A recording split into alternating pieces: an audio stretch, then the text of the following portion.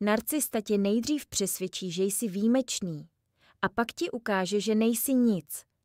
Tohle střídání obdivu a odmítnutí není náhoda. Je to vzorec chování, který psychologové označují jako cyklus idealizace a devalvace.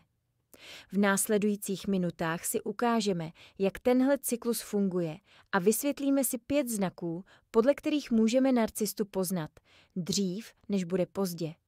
Slovo narcista dnes slyšíme skoro všude, jenže ne každý, kdo působí sebejistě nebo má rád pozornost, je skutečně narcista. V psychologii mluvíme o narcistické poruše osobnosti, což je dlouhodobý vzorec chování, který se vyznačuje přehnaným pocitem vlastní důležitosti, nedostatkem empatie a silnou potřebou obdivu. Narcismus je ale spektrum. Každý z nás má určitou dávku zdravého narcismu, tu, která nám pomáhá mít se rád. Problém začíná, když se sebeláska změní v potřebu nadvlády. Znak číslo 1. Přehnaná potřeba obdivu.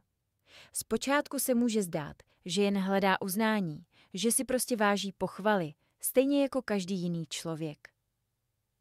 Jenže u narcisty je to jiné. Obdiv pro něj není radost navíc, ale palivo, bez kterého nedokáže fungovat. Každé uznání posiluje jeho obraz dokonalosti, zatímco i drobná kritika tenhle obraz narušuje. A to je pro narcistu nesnesitelné. Proto dělá všechno proto, aby se mohl cítit obdivovaný. Neustále mluví o svých úspěších, často přehání a někdy i snižuje druhé, aby sám vynikl. Zpočátku vás bude chválit a dávat vám pocit, že jste jedineční, ale později bude ten obdiv chtít zpět i s úroky. A pokud nedostane, co chce, přichází hněv, chlad nebo ticho. Narcistovi totiž nejde o vás, ale o to, aby se on sám cítil výjimečný. Znak číslo 2. Nedostatek empatie. Empatie je schopnost vcítit se do druhého člověka, pochopit, jak se cítí a reagovat s porozuměním. U narcisty ale tahle schopnost nefunguje přirozeně. Když mu vyprávíte o svých problémech, odpoví větou, tobě se pořád něco nelíbí. Když se mu svěříte, že vás něco bolí, často to obrátí proti vám. Myslíš jen na sebe. Ale v jádru nejde o krutost. Jde o to, že narcista nedokáže vnímat realitu očima druhého člověka. Jeho pozornost je neustále zaměřená dovnitř, na to, jak se on sám cítí, jak vypadá, jak ho druzí vnímají. Všechno ostatní se stává kulisou jeho vlastního příběhu. Proto dokáže být chladný i v situacích, kde by většina lidí reagovala s pochopením. Empatie pro něj není přirozený reflex, ale strategie, nástroj, který použije, pokud mu to přinese výhodu. Někdy se tak může zdát, že empatii má. Umí vás utěšit, pochválit, dokonce i rozplakat. Ale ve chvíli, kdy už z toho nic nemá, zájem zmizí. A vy se ocitnete v tichu, s pocitem, že jste udělali něco špatně. Jenže problém není ve vás. Narcista vás neslyší ne proto, že by nechtěl, ale proto, že to nedokáže. Jeho vlastní svět emocí je uzavřený systém. Všechno, co do něj vstoupí, se přetaví do otázky, co to znamená pro mě.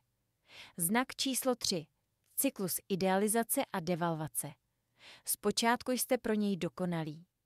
Vidí vás jako zrcadlo svého ideálu. Jenže jakmile ukážete slabost nebo si vymezíte vlastní hranici, začne vás snižovat, kritizovat nebo trestat tichem. Tenhle cyklus je návykový. Střídá se pocit euforie s pocitem viny. A vy se přistihnete, že se neustále snažíte být dost dobří. Znak číslo 4. Zrcadlení a manipulace. Narcista se zpočátku chová, jako by vám dokonale rozuměl.